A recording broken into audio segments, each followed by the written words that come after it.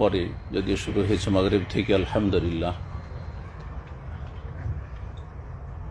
জমিয়তুল দাওয়াল ইরশাদ ও তওয়িতুল জালিয়াত নাসিম দাওয়া সেন্টারের পক্ষ থেকে যে বিশাল আয়োজন করা হয়েছে এই ইস্তেরাহায়, এই প্রোগ্রামে উলামায়ে কেরামদের সাথে শরীক হওয়ার রব্বুল আলামিন তৌফিক দিয়েছেন। এই জন্য আল্লাহর শুকরিয়া আদায় করি, আলহামদুলিল্লাহ। উলামায়ে কেরামদের সাথে বসা, আর উলামায়ে কেরাম বলতে কোরআন সুন্নাহর আলেম বুঝায়, বেদাতি আলেম বুঝায় না। আপনারা যারা দেশীয় পদ্ধতিতে মাদ্রাসা পড়লেই তাদেরকে আলেম বলেন, এটা এখন সংশোধন করে নেন। শিরক বেদাতে লিপ্ত থেকে বেদাতি আকীদা মানহাজ নিয়ে কোনোদিন আলেম হওয়া যায় না, বরং তারা দাল্লুন মুদিল্লুন। তারা নিজেরা পথভ্রষ্ট, অসংখ্য মানুষকে পথভ্রষ্ট করে। ইন্নাহুন্না আদলাল্লা কাসীরাম মিনান নাস, বহু মানুষকে তারা পথভ্রষ্ট করছে এবং করবে, সতর্ক সাবধান। যখনই তাদেরকে আলেম বলবেন তখনই আপনার একটা ইহতিরাম, সম্মান চলে আসবে তাদের সম্পর্কে, অচেতনতায় চলে আসবে। সুতরাং আলেম বলতে আমার ভাষায়, এবং যারা কোরআন সুন্নাহর সালাফি আলেম, আহলুল হাদিস, তারা ভালো করেই জানেন। এবং নতুন নতুন ভাইরা যারা সহি আকীদা মানহাজের দিকে আসছেন, আহলুল হাদিস আকীদা মানহাজের দিকে আসছেন, তাওহীদ সুন্নাহর ভিত্তিতে দ্বীন শিখার এবং আমল করার চেষ্টা করছেন, তারা তাদের ধ্যান ধারণা যদি ভুল থেকে থাকে আল্লাহর ওয়াস্তে সংশোধন করে নেন। ওলামা মানে ওলামা ইসলাম, ওলামায়ে হক, কোরআন সুন্নাহর আলেম, যারা নিজের পক্ষ থেকে কোনো কথা আপনাদেরকে দ্বীন সম্পর্কে বলে না, কাল আল্লাহ বলে অথবা কাল রাসূলুল্লাহ সাল্লাল্লাহু আলাইহি ওয়াসাল্লাম, এবং মানহাজে সালাফ, সাহাবায়ে কেরাম, তাবেঈন, তাবা তাবেঈন, তাদের বুঝ কেমন ছিল, তাদের কোরআন সুন্নাহর ব্যাখ্যা বিশ্লেষণ তাফসীর কেমন ছিল, তারা কিভাবে সে আয়াত এবং আহাদিসকে বুঝেছেন এবং তারা বাস্তবে আমল করেছেন, তা সামনে রেখে যেসব উলামায়ে কেরামরা আলোচনা করেন, তারাই সত্যিকারের উলামায়ে কেরাম, মানে সম্মানিত উলামা কেরাম, মানে সম্মানিত। এবং তাদের কাছ থেকে এলেম নিতে হবে, যার তার শুনবেন আর ভালোটা নিয়ে নেব, মন্দটা ছেড়ে দেব, এই যোগ্যতা আপনাদের নেই, বহু মাদ্রাসা পড়ুয়াদের নেই। সুতরাং সবার কথা শুনলে বিভ্রান্ত হয়ে যাবেন, কারণ আপনার মধ্যে এই ক্ষমতা নেই যে কোনটা হক আর কোনটা বাতিল তার মাঝে পার্থক্য করবেন। তো আল্লাহ রাব্বুল আলামিন যে উলামায়ে কেরামদের সাথে দেখা করার আপনাদেরকে সুযোগ করে দিয়েছেন, আমাকে ব্যক্তিগত আমি বলছি যে এই রকম অনুষ্ঠানে আসার বড় একটি ফায়দা হচ্ছে যে উলামায়ে দ্বীন, উলামায়ে হক, সালাফি উলামায়ে কেরামদের সাথে দেখা সাক্ষাতের সুযোগ, তাদের সাথে মত বিনিময়ের সুযোগ। অনেক সময় নিজের সংশোধনের প্রয়োজন রয়েছে, ভুল দিনের ব্যাখ্যার ক্ষেত্রেও ভুল নিজের থাকতে পারে, ভুল বুঝাবুঝি থাকতে পারে। সুতরাং যত কাছাকাছি আমরা হতে পারব তত বেশি আমরা একে অপরের সংশোধনের ক্ষেত্রে আয়না স্বরূপ কাজ করব। রব্বুল আলামিন যেন আমাদেরকে এই অন্তর নিয়ে, এই ইখলাস নিয়ে, এই আন্তরিকতার সাথে দেখা সাক্ষাতের তৌফিক দান করেন, এবং এই মিলন মেলাকে, এই সাক্ষাৎকে, এই মাহফিলকে আল্লাহ রাব্বুল আলামিন যেন কবুল করেন। এখান থেকে বেরিয়ে যাবেন নিজের নিজের সংশোধন করে। আপনি আপনার সম্পর্কে বেশি জানছেন যে আপনার মধ্যে কোন ক্ষেত্রে ত্রুটি রয়েছে, আমি আমার দুর্বলতা বেশি জানছি যে আমার মধ্যে কোন ক্ষেত্রে দুর্বলতা রয়েছে, আপনি জানছেন না। আল্লাহুম্মা আগফিরলি মা লা ইয়ালামুন ওয়াজআলনি খায়রাম মিম্মা ইয়াযুন্নুন। মানুষ অনেক দোষ ত্রুটি আমাদের জানে না, আল্লাহ সেগুলি আমাদের মাফ করে দাও। এবং মানুষ আমাদের সম্পর্কে অনেক সময় সুধারণা অনেক বেশি রাখে, তার চাইতে ভালো মানুষ আমাদেরকে বানিয়ে দাও। আল্লাহ আমাদের সকলকে যেন সংশোধন করার তৌফিক দান করে। সম্মানিত ভাতৃমণ্ডলী, আলোচনার বিষয়বস্তু শুনলেন, অত্যন্ত গুরুত্বপূর্ণ।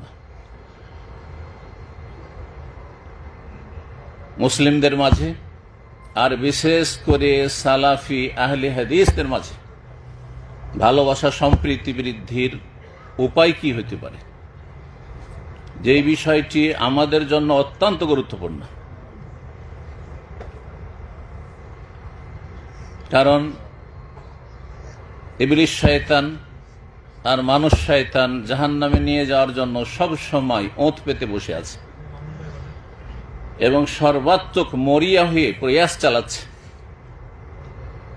যে কিভাবে জাহান্নামে নিয়ে যাওয়া যায়, জান্নাতের পথ থেকে বিভ্রান্ত করে নিজের সঙ্গী বানানো যায়। যার মধ্যে যেই রকমের দুর্বলতা দেখে সেই রাস্তা দিয়ে শয়তান প্রবেশ করে, যেগুলোকে মাদাখিলু শয়তান বলা হয়। শয়তানের চোরা রাস্তা, প্রবেশদ্বার। সাধারণ মানুষদেরকে শয়তান যেসব অস্ত্র দিয়ে ঘায়েল করে, পথভ্রষ্ট করে, আমাদেরকে করবে না, অন্য অস্ত্র ব্যবহার করবে আমাদের ক্ষেত্রে।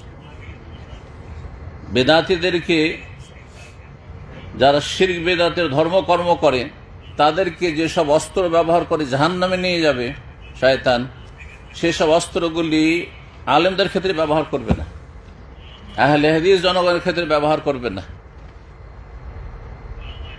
যারা বেদিন, নাস্তিক, মুনাফিকিন, মুসলিম সমাজের সেকুলার, তাদেরকে যেসব অস্ত্র দিয়ে ঘায়েল করে জাহান্নামে নিয়ে যাচ্ছে, সেসব অস্ত্রগুলি আমাদের ক্ষেত্রে প্রয়োগ করবে না। কিন্তু ওয়ালাকিন ফিত তাহরিশে বাইনাহুম, রাসূলুল্লাহ সাল্লাল্লাহু আলাইহি ওয়াসাল্লাম বলেছেন যে আপোষে তোমাদেরকে লড়িয়ে দেওয়ার চেষ্টা করবে,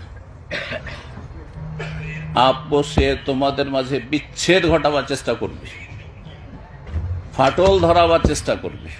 আল্লাহ আমাদের হেফাজত করুন, সংশোধনের তৌফিক দান করুন। আল্লাহ রাব্বুল আলামিন সূরা মারিয়ামের আয়াত নম্বর 96 তে ইরশাদ করছেন, আয়াতটির শুরুতে সুন্নতি খুতবার পরে পাঠ করেছি, বলছে ইন্নাল্লাযীনা আমানু ওয়া আমিলুস সালিহাত, নিশ্চয় যারা মুমিন ঈমানদার হয়েছে। তারা এমনি তরজমা পড়েন কোরআনের, আর তাতে মনে করেন যে কোরআন আমি বুঝতে পারছি। তারা মনে করেন মুমিন মানে তো জন্মসূত্রে মুসলিম, তো মুমিন তো না। মুমিন জানতে হইলে আপনাকে ঈমান সম্পর্কে জানতে হবে, যে ঈমান কাকে বলে, কোন কোন বিষয়গুলিকে শামিল ঈমান শব্দটি, সেগুলি আপনার মধ্যে আছে কিনা ইতিবাচক। তারপরে ঈমানের পরিপন্থী বিষয়গুলি কি রয়েছে, সেগুলি থেকে আপনি মুক্ত আছেন কিনা, যেগুলি বিশেষ করে ঈমানকে নষ্ট করে। ওযু নষ্ট হয়, নামাজ নষ্ট হয়, কিন্তু ঈমান নষ্ট হয় না। আমাদের দেশের মানুষরা জানে না, জানে ওযু নষ্ট হয়, নামাজ নষ্ট হয়, রোজা নষ্ট হয়, হজ উমরা নষ্ট হয়ে যায়, কিন্তু ঈমান ভঙ্গ হয়, ইসলাম নষ্ট হয়ে যায়, জানে না। যার ফলে বড়ই ধার্মিক কিন্তু শিরকি ধর্মকর্ম করে, বড়ই ধার্মিক কিন্তু বেদাতি ধর্মকর্ম করে। আর অধিকাংশ মানুষ বেদিনীর পথ নিয়েছে, জন্মসূত্রে মুসলিম, পরিচয় দেয় মুসলিম বলে, কিন্তু তাদের মধ্যে ঈমান ভঙ্গকারী বিষয় রয়েছে, অথবা ঈমানকে দুর্বলকারী বিষয় রয়েছে। ঈমান পরিপন্থী বিষয়গুলি উলামায়ে কেরামগণ বলেছেন যে দুই রকমের, নওয়াকিজুল ঈমান আর নওয়াকিসুল ঈমান। ঈমান নষ্টকারী বিষয় আর ঈমানে কমতি করে এমন বিষয়গুলি, ঈমানে ঘাটতি তৈরি করে সেই সব বিষয়গুলি, ঈমানকে দুর্বল করে দেয়, ইসলামকে দুর্বল করে দেয়, সেসব বিষয়গুলি। সবগুলি থেকেই যত বেশি মুক্ত হইতে পারবেন তত বেশি আপনি সত্যিকারের মুমিন মুসলিম হতে পারবেন। ইন্নাল্লাযীনা আমানু, যারা ঈমানদার হতে পেরেছে। ঈমান শিরকের পরিপন্থী, ঈমানের পরিপন্থী হচ্ছে কুফর, ঈমানের পরিপন্থী হচ্ছে নেফাক, কপটতা। ঈমান ভঙ্গকারী বিষয়গুলো রয়েছে। আপনারা এখানে আলহামদুলিল্লাহ রিয়াজে যত বেশি দাওয়া সেন্টার রয়েছে এবং যত বিজ্ঞ সালাফি ওলামারা রয়েছেন, এত বেশি অন্য কোনো শহরে পাবেন না। এটা বাস্তব কথা বলছি। দাম্মাম খবর দেখেন, হয়তো 2, 3, 4টা সেন্টার আছে, অনেকগুলি সেন্টারে কোনো দায়ী নেই, হয়তো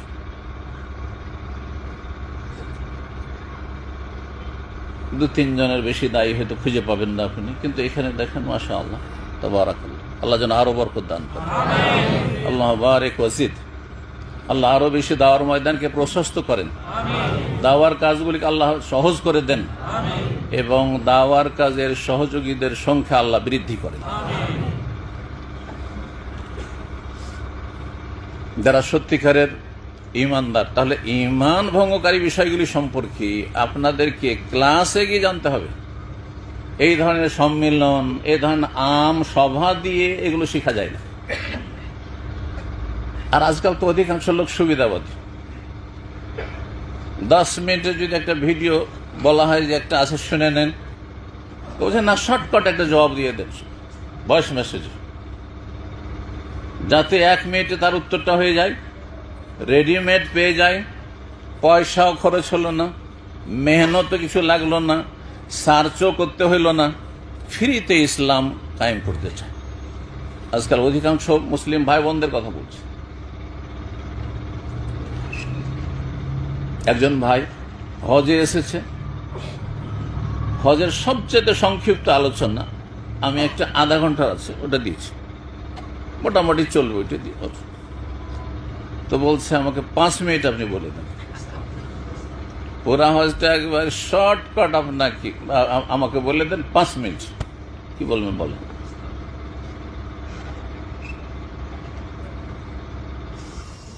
আমাদেরই মধ্যেকার অর্থাৎ আহলুল হাদিস সালাফি সমাজের লোক, এ হচ্ছে আমাদের দিন শিখার ক্ষেত্রে আগ্রহের অবস্থা, কতটা আগ্রহ আছে এমনটা হলে হবে না। অধিকাংশ আপনাদের মধ্যে দেখবেন যে ওই কাটিং ভিডিও 3 মিনিট 4 মিনিট যত সংক্ষেপে হয় এগুলো শুনতে অভ্যস্ত। খুব অল্প সংখ্যক লোক পাওয়া যাবে যে কোনো শেখের 1 ঘন্টার বক্তব্য শুনে গোটা একটা বিষয় ভিত্তিক আলোচনা শুরু থেকে শেষ পর্যন্ত, যাতে আপনি জানতে পারবেন বিষয়টা সম্পর্কে পুরোপুরি এবং একটা সম্যক আপনার ধারণা আসবে সে বিষয়টি সম্পর্কে, উপকারী জ্ঞান অর্জন করতে পারবেন। এইরকম লোকের সংখ্যা শতকরা 2-3 জন পাবেন না। যারা দিন চর্চা করছে তাদের কথা বলছি, আর অধিকাংশ দিনের ধার ধারেন না। আসল বিষয়ের দিকে ফিরে চলে আসে। এই আয়াতটির কথা শেষ করে, ইন্নাল্লাযীনা আমানু ওয়া আমিলুস সালিহাত, যারা ঈমানদার হতে পেরেছে এবং ঈমানের বহিঃপ্রকাশ হচ্ছে ভালো কাজ। ভালো কাজ হচ্ছে 2 রকম। ওলামারা বলেছেন ইবাদত হচ্ছে 2 রকম, ইতিবাচক ইবাদত আর নেতিবাচক ইবাদত। আমরা ইতিবাচক ইবাদত জানি, 5 ওয়াক্ত সালাত পড়ছেন, ফরজ সুন্নত পড়ছেন, বেতর পড়ছেন, দান সাদকা করছেন, যাকাত দিচ্ছেন, সিয়াম ফরজ নফল সিয়াম রোজা রাখছেন, এইরকম মেলা ভালো কাজ আছে ইতিবাচক। এগুলো হচ্ছে ইবাদত আর নেক আমল। কিন্তু ইবাদত তার্ক জানছেন না অনেকে। আজকে থেকে আপনার নিয়তটাকে প্রশস্ত করে নেন। একজন মানুষ 24 ঘন্টায় হয়তো 6-7 ঘন্টা ঘুমিয়ে থাকে, আর বাকি যতক্ষণ জেগে থাকে বিভিন্ন পাপে জড়িয়ে থাকে, বিভিন্ন পাপে জড়িয়ে থাকে। কিন্তু আপনি এমন একজন মুসলিম আলহামদুলিল্লাহ যে আপনি যতক্ষণ জেগে থাকেন কিছু সময় আছে যেগুলিতে ফরজ নফল ইবাদত ইতিবাচক করেন, আর বাকি সময়টা গুনাহ থেকে নিজেকে বাঁচিয়ে রাখেন, গুনাহ থেকে বাঁচিয়ে রাখেন।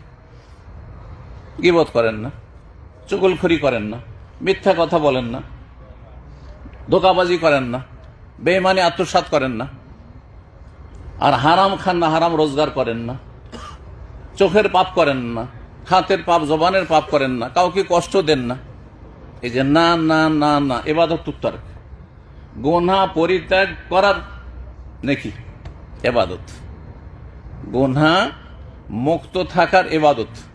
যতক্ষণ আপনি চুপ আছেন, হয়তো কোনো জিকির করছেন না,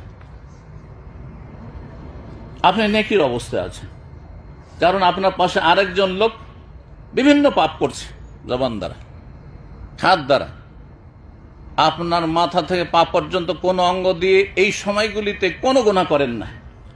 আপনি গুনাহ পরিত্যাগ করার, গুনাহ থেকে মুক্ত থাকার ইবাদতে মশগুল আছেন। বলুন আলহামদুলিল্লাহ। এটা হচ্ছে ঈমানি জীবন, কিন্তু নিয়তটা সৎ হইতে হবে। যা আমি এই সময়টায় আল্লাহ সন্তুষ্টির জন্য, আল্লাহ সন্তুষ্টির আশায় আল্লাহকে রাজি করবো, আল্লাহ আমাকে রাজি, এই জন্য আমি গুনাহ থেকে বেঁচে আছি। আর এর ওপর অতিরিক্ত যদি আপনি জিকির আজকার করতে পারেন, জবান দ্বারা, অঙ্গ প্রত্যঙ্গ দ্বারা মানুষের উপকার করতে পারেন, মানুষের কাজে আসেন।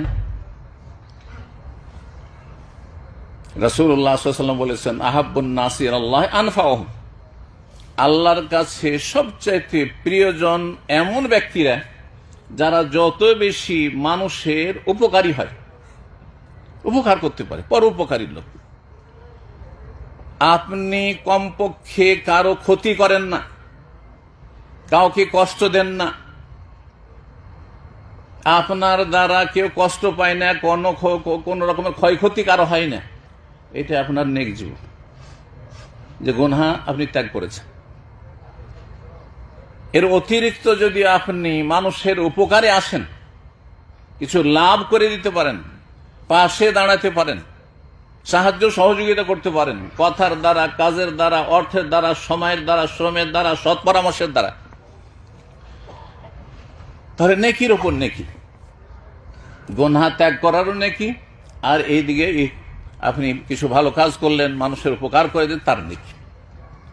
এইভাবে নিজের জীবনটাকে ভালো বানাবার চেষ্টা করুন। আল্লাহ যেন তৌফিক দান করেন। যারা ইমানদার হয়ে ওয়ামেলুস সালিহাত, ভালো কাজগুলি করবে, ইতিবাচক ও নেতিবাচক, আল্লাহ বলছেন সায়াজাউল্লাহুর রহমান উদ্দা, পরম করুণা রব্বুল আলামিন তিনি তার জন্য ভালোবাসাকে অবধারিত করে দেবেন। আল্লাহ ভালোবাসা ঢেলে দেবেন, জি, ভালোবাসা দিয়ে দেবেন। তার ভালোবাসা, তার মখলুকের ভালোবাসা। সংক্ষেপে এই আয়াতের তাফসীর একটি হাদিস বলি, সহিহ বুখারী মুসলিমে রয়েছে। রাসূলুল্লাহ সাল্লাল্লাহু আলাইহি ওয়াসাল্লাম বলেন যে ইন্নাল্লাহ ইযা আহাব্বা আবদান, বান্দাকে যখন আল্লাহ ভালোবাসেন, যে কোনো মানুষকে, আপনাকে, আমাকে, যে কোনো ব্যক্তিকে আল্লাহ যখন ভালোবাসেন, যে আমি একে ভালোবাসি, আল্লাহ যেন আমাদেরকে ভালোবাসা অর্জনের তৌফিক দান করে রব্বুল আলামিন। ভালোবাসা এক পক্ষ থেকে হয়? হয়? আপনার স্ত্রী আপনাকে ভালোবাসেন না, আপনি ভালোবাসতে পারবেন? হ্যাঁ, কিছুদিন ধোকায় থাকতে পারেন হয়তো, কিন্তু যখন মুখোশ উন্মোচন হয়ে যাবে যে স্ত্রী মোটেই ভালোবাসবেন? আপনার স্ত্রী আপনাকে খুব ভালোবাসে, কিন্তু যখন বুঝে নেবে যে আপনি তাকে ভালোবাসেন না, আর ভালোবাসবে, অন্তর থেকে বের করে দিবে। সবচেয়ে ঘৃণিত ব্যক্তি আপনি হয়ে যাবেন তার কাছে। ওয়ালিল্লাহিল মাসালুল আ'লা, আল্লাহর জন্য উত্তম দৃষ্টান্ত রয়েছে। আল্লাহ যখন কোন বান্দাকে ভালোবাসবেন, তার আগে আল্লাহকে ভালোবাসতে হবে কিনা? ওয়াল্লাযীনা আমানু আশাদ্দু হুব্বান লিল্লাহ, যারা সত্যিকারের মুমিন হবে তারা সবচেয়ে বেশি আল্লাহকে ভালোবাসবে, সবচেয়ে বেশি আল্লাহকে ভালোবাসবে। নবী সাল্লাল্লাহু আলাইহি ওয়াসাল্লাম বলছে, ইন্নাল্লাহ ইযা আহাব্বা আবদান, আল্লাহ যখন কোনো বান্দাকে ভালোবাসতে লাগেন, নাদা জিবরাইল আলাইহিস সালামকে আল্লাহ ডেকে বলেন, ইয়া জিবরিল, জিবরিল ইন্নী উহিব্বু ফুলানান ফাহিব্বাহ, আমি অমুককে ভালোবাসি, তুমিও তাকে ভালোবাসো। সুবহানাল্লাহ। আশরাফুল মালায়েকা, সবচেয়ে শ্রেষ্ঠ ফেরেশতা, তাকে আগে আল্লাহ বলেন যে আমি অমুককে ভালোবাসি, তুমি তাকে ভালোবাসো। তখন জিবরাইল আলাইহিস সালাম প্রতিটি আকাশে ঘোষণা করে দেন, সুম্মা নাদা জিবরিল ফি আহলিস সামাই, আকাশবাসী। আকাশবাসী কারা? মালায়েকা, ফেরেশতাগণ। ফেরেশতাদের মাঝে জিবরাইল আলাইহিস সালাম ঘোষণা করে দেন, ইন্নাল্লাহা ইউহিব্বু ফুলানান ফাহিব্বুহ, আল্লাহ অমুককে ভালোবাসেন, সুতরাং হে মালায়েকা, হে ফেরেশতা, তোমরা তাকে ভালোবাসো। ফায়ুহিব্বুহু আহলুস সামা, সকল আকাশবাসী, সমস্ত ফেরেশতা তাকে ভালোবাসতে লাগে। আল্লাহর ফেরেশতা মানুষের সংখ্যার চাইতে কম আছে না বেশি, না সমান? সন্দেহ সন্দেহ মনে আসতে না, যারা বেশি বলছে। আল্লাহ বলছেন, ওমা ইয়ালামু জুনুদা রাব্বিকা ইল্লাহু, তোমার রবের সেনাবাহিনীর সংখ্যা তিনি ছাড়া কেউ জানে না। মানুষের সংখ্যা তো জানছেন আপনারা, হ্যাঁ, এত শত কোটি হয়েছে, তাই না? আনুমানিক বা এমনি জানছেন তো, এটা আইডিয়া আছে তো, চিন্তা করেন আপনি। কিন্তু আল্লাহ বলছেন, ওমা ইয়ালামু জুনুদা রাব্বিকা ইল্লাহু, আল্লাহ ছাড়া তার সেনাবাহিনীর সংখ্যা কেউ জানে না, সবাই ভালোবাসে। সুম্মা ইউদাউ লাহুল কবুল ফিল আরদ, তারপরে তার কবুলিয়াত, তার জনপ্রিয়তা, তার ভালোবাসা জমিনবাসীর অন্তরে আল্লাহ ঢেলে দেন। তখন ভালো মানুষরা ভালো মানুষকে ভালোবাসে। ভালো মানুষকে চাইতে হয় না ভালোবাসে, এমনি ভালোবাসা পায়, পায় না? পায় না? এই যে আলেমদেরকে ভালোবাসেন আপনারা, আপনাদের ওস্তাদ যাদের কাছ থেকে কিছু শিখেছেন তাদেরকে ভালোবাসেন দুনিয়ার স্বার্থে? পয়সা খরচ করেছেন, কিছু খাওয়াইয়েছেন, সেই জন্য ভালোবাসেন। কিন্তু পয়সাওয়ালাদেরকে কিসের জন্য ভালোবাসে? স্বার্থে, দুনিয়ার সাথে। ওর সাথে স্বার্থ আছে, ধার পাবো, না হয় কিছু বকশিস পাবো, খেতে পাবো, তাই না? আচ্ছা, নেতাদেরকে ওরাকে হাতে রাখলে কাজে আসবে, হ্যাঁ, বিপদ আপদে কাজে আসবে। এই জন্য যখন এই স্বার্থ কেটে যায় তখন এই ভালোবাসা উধাও হয়ে যায়, থাকে না। ক্ষমতা শেষ, ভালোবাসা শেষ, পয়সা শেষ, ভালোবাসা শেষ। কিন্তু আলেম দুনিয়া থেকে চলে যাওয়ার পর ভালোবাসেন না বাসেন না? চিন্তা করেন। এমন কোন মুসলিম আছে, ইমাম আবু হানিফা, শাফি, মালিক, আহমদ, ইমাম বুখারী, মুসলিম, আবু দাউদ, নাসাই, তিরমিজি, তাদেরকে ভালোবাসে না? রাহিমাহুমুল্লাহ জামিয়ান। চিন্তা করুন তো, অথচ কত বছর আগে তারা দুনিয়া থেকে চলে গেছে, দেখেছেন? দেখেন, বরং সাধারণ জনগণ তাদের এলেম থেকেও কিছু শিখতে পারেননি, আমরা শিখেছি, তারপর তাদেরকে ভালোবাসছেন। এখানে একটি কথা বলে দিই, বিদআতপন্থীরা আমাদের দেশের জনসাধারণকে মিসগাইড করে, বিভ্রান্ত করে আহলে হাদিস সম্পর্কে। বলে আহলে হাদিসরা নাকি ইমামদেরকে ভালোবাসে না, গাল দেয়। নাউজুবিল্লাহ। কি জন্য? যাতে করে আহলুল হাদিস সালাফিদের দাওয়াত কবুল করে তাদের পায়ের তলা থেকে মাটি না সরে যায়, তাদের বিদাতি ধর্ম কর্ম জমজমাট চলতে থাকে, তাদের বিনা পুঁজির ব্যবসা চলতে থাকে, তাদের পীর মুরিদের ব্যবসা চলতে থাকে, বা তাদের একামতের দিনের বিভ্রান্তিকর ব্যাখ্যায় কানাকে হাইকোর্ট দেখানো তা চলতে থাকে। সেই জন্য এরা আলেমদের শ্রদ্ধা করেন না, এরা আলেমদেরকে ভালোবাসে না, এরা ইমামদেরকে ভালোবাসে না, বরং ইমামদেরকে মানেই না তারা। সবচেয়ে বড় ইমামকে আবু হানিফা না রাসূলুল্লাহ সাল্লাল্লাহু আলাইহি ওয়াসাল্লাম? শাফি, মালিক, আহমদ তারা বড় না রাসূলুল্লাহ সাল্লাল্লাহু আলাইহি ওয়াসাল্লাম? তাহলে আপনার পাশাপাশি যদি রাখা হয়, পাশে বসে আছে দুজন, রাসূলুল্লাহ সাল্লাল্লাহু আলাইহি ওয়াসাল্লাম বসে আছেন আর আবু হানিফা বসে আছেন, কার কথা শুনবেন আপনি? আগে ইমাম আজমের কথা শুনবো, আবু হানিফার কথা নাকি? এখানে চলে আসলে যখন শুনতে রাজি না, দুনিয়া থেকে চলে গেছেন, আগে রাসূলুল্লাহর কথা মানবেন সাল্লাল্লাহু আলাইহি ওয়াসাল্লাম, নাকি আগে আবু হানিফার কথা, শাফির কথা, মালিকের কথা, আহমদের কথা মানবেন? বুঝেন তো দেখি। তাহলে আহলে হাদিসদের দাওয়াত তো হচ্ছে এটি যে আমরা চারজনকে শ্রদ্ধা করি, কিন্তু রাসূলুল্লাহ সাল্লাল্লাহু আলাইহি ওয়াসাল্লামের সাথে তাদের কথা সাংঘর্ষিক হলে তখন জি, একটি, দুটি, চারটি, 10টি, 100টি ভুল, হাজার হাজার তারা দিনের খেদমত করেছেন, মাসলা ইস্তেমবাদ করেছেন, আর আমাদেরকে হেদায়েতের রাস্তা, জান্নাতের রাস্তা দেখিয়েছেন।